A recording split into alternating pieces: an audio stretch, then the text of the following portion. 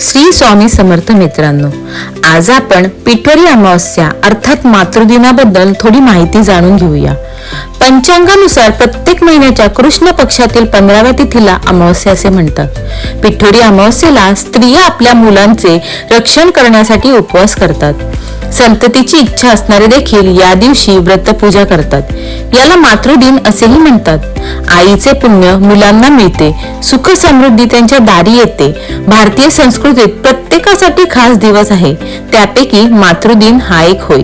पिठोरी अमावस्या पूजा विधी आता आपण जाणून घेऊया। पिठोरी अमावस्येच्या व्रतात नैवेद्यासाठी पिठाचे सर्व पदार्थ करतात, म्हणून तर या तिथीला पिठोरी अमावस्या असे म्हणतात। या दिवशी मातृदिन साजरा करण्याची आपली परंपरा आहे। पिठोरी अमावस्येच्या दिवशी दुर्गा मातासह 64 देवींची मूर्ती पीठ मळून बनवल्या जातात। वंशवृद्धी, मुलांच्या सुख समृद्धी आणि दीर्घायुष्यासाठी या दिवशी महिला व्रत ठेवतात। ज्या घरांमध्ये गणपती येतो अशा घरांमध्ये पिठोरीचे पूजन होते।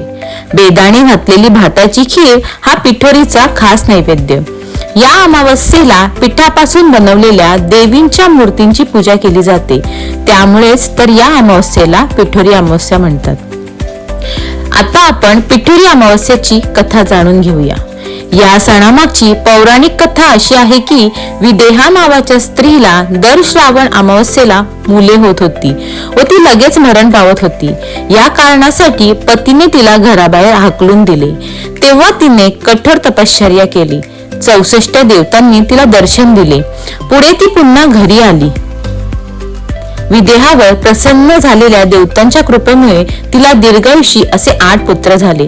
64 योगिनींची पूजा केली आणि त्यांच्या आशीर्वादाने तिची मरण पावलेली 7ही मुले जिवंत झाल्यामुळे संतती रक्षणासाठी 64 देवतांच्या पूजनाबरोबरच स्त्रीला स्वतःच्या सामर्थ्याची व मर्यादाशीलतेची जाणीव पिठोरी अमावस्या करून घेते, म्हणून ही अमावस्या महत्वाची आहे असे सांगितले जाते। धन्यवाद।